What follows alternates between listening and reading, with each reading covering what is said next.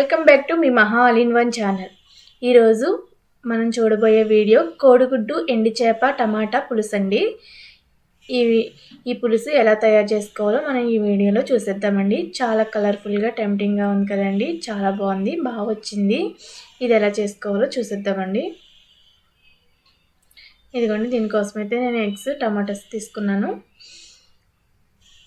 Eggs అయితే ఉడకమెట్టుకోవాలండి, boil చేసుకోవాలి. ఇదిగోండి, వీటి కోసం ఎండి చేపలు అండి. ఇవి కట్టుపరిగలు అంటండి, కట్టి చేపలు అంటారు కదండి, ఇవి తీసుకున్నాను నేనైతే ఈ పులుసు కోసం. దీనికైతే పైన చూసారా కొంచెం అది పులుసు టైప్లో ఉంది. దీన్ని క్లీన్ చేయటం కోసం హాట్ వాటర్ అయితే పెట్టుకోవాలి. ఇవన్నీ హాట్ వాటర్లో వేసుకుంటే ఈజీగా అవంతా క్లీన్ అవుతుందండి. ఇదిగోండి, హాట్ వాటర్ ఇలా మరుగుతున్నప్పుడు గ్యాస్ ఆఫ్ చేసుకోవాలి.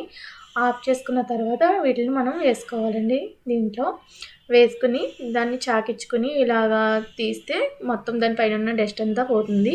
కానీ హాట్ వాటర్లో వేసిన తర్వాత ఇలా ఒకసారి ఇలా తిప్పి దాన్ని తీసేయాలండి హాట్ వాటర్ని, లేకపోతే చేప పోతుంది.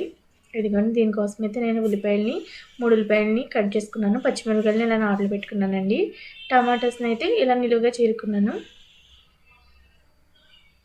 ఇదిగోండి, ఒక పాన్ అయితే తీసుకుని దాంట్లో ఆయిల్ వేసుకున్నానండి. ఇది వేడెక్కిన తర్వాత మనం దీంట్లో కొంచెం చిటికెడు పసుపు వేసుకోవాలండి. పసుపు వేసుకుని దీంట్లో ఎండి చేపలను క్లీన్ చేసుకున్న ఎండి చేపలను అయితే ఫ్రై చేసుకోవాలి. ఎందుకోసం అంటే దీంట్లో నీ స్మెల్ అనేది రాదండి. పసుపు వేయటం వల్ల ఇది దానికి అంటుకోకుండా ఉంటాయండి. ఎండి చేపలు నీట్గా వస్తాయి. ఇదిగోండి, ఎండి చేపలు ఇలా వేగుతున్నప్పుడు బాగా వేగిన తర్వాత స్మెల్ అయితే చాలా బాగా వస్తుంది.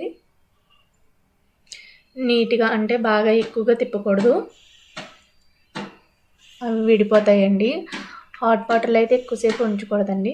ఇదిగోండి, ఈ విధంగా వేగినాయి చూసారా, ఈ విధంగా వేపుకొని తీయేసుకోవాలి పక్కకి. ఆయిల్ అయితే ఉల్లిపాయ ముక్కలను అయితే వేసుకోవాలండి. దీంట్లో ఇంకా కొంచెం ఆయిల్ వేసాను. దీంట్లో అయితే ఉల్లిపాయ, పచ్చిమిరపకాయ, అలాగే కడిగి పెట్టిన కరివేపాకు కూడా వేస్తున్నానండి.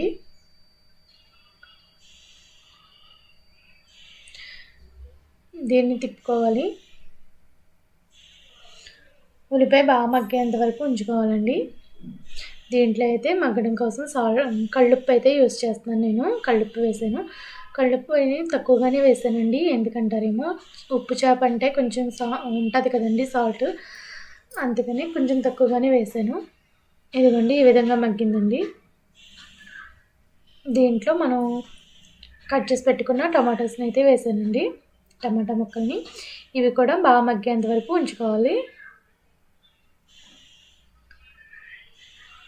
దీన్ని మూత పెట్టేసుకుంటున్నానండి. ఇదిగోండి, ఈ విధంగా మగ్గినాయి కదండి. దీంట్లో అయితే మనం ఆల్రెడీ వేపు పెట్టుకున్న ఎండి చేపలను అయితే వేస్తున్నానండి.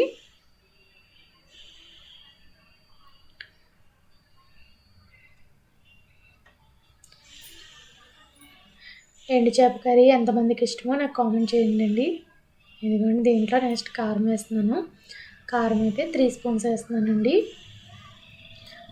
ఇప్పుడు వాటర్ వేస్తున్నాను. ఒక హాఫ్ గ్లాస్ వాటర్ అయితే వేసానండి. దీన్ని ఒకసారి కలిసేటట్టు తిప్పుకొని మూత పెట్టేసుకోవాలి.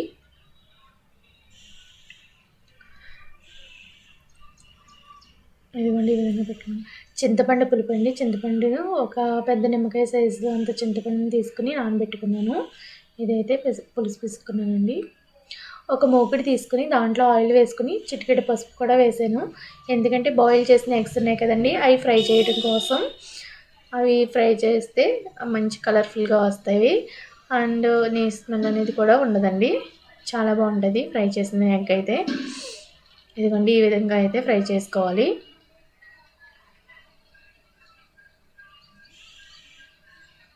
కొంచెం కలర్ వచ్చేంత వరకు ఉంచుకుని తర్వాత తీసేయాలండి.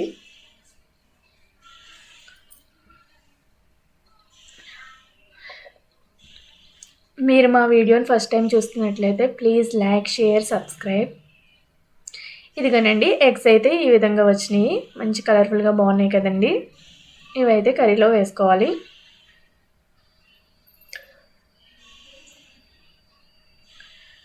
ఇదిగోండి, ఇప్పుడు ఎగ్స్ అయితే వేసుకోవాలండి దీంట్లో. వేసుకుని ఒకసారి తిప్పుకొని దాంట్లో చింతపండు పులుపు ఆల్రెడీ మనం తీసుకున్నాం కదండి, ఆ చింతపండు పులుపుని అయితే వేసుకోవాలి. అది కొంచెంగా వేసుకుని తర్వాత అంటే టమాటాస్ వేసాం కదండి, అవి పులిపే కాబట్టి పులుపు ఎంత సరిపోయిందో లేదా అని చూసుకుని తర్వాత కావాలంటే వేసుకోవచ్చండి. ఇదిగోండి తిప్పుకొని మళ్ళీ మూత పెట్టుకుని కొద్దిసేపు ఉడకనివ్వాలండి. ఉడకనిచ్చిన తర్వాత పులుపు అనేది దానికి సరిపోయిందో లేదా అని చూసుకోవాలి, సాల్ట్ అవిని. ఇప్పుడు మూత పెట్టుకుని ఉడికించుకోవాలి. ఒక 5 మినిట్స్ ఉడికిన తర్వాత టేస్ట్ అవి చూసుకోవాలండి. నేనైతే టేస్ట్ చూసాను, కొంచెం సాల్ట్ అయితే పడ్డదండి. ఒక స్పూను కళ్ళుప్పు అయితే వేసాను. ఎండు చేప చూసారా, కానీ స్మెల్ అయితే చాలా బాగా వస్తుందండి. వీధి చివరి వరకు అంటారు కదా, ఎండు చేప ఎండ్రైన స్మెల్ అయితే సేమ్ అలాగే ఉంటుంది. వీధి చివరి వరకు వెళ్తుంది. పక్కింట్లో కూర ఉన్న మన ఇంట్లో ఉన్నట్టే ఉంటుందండి.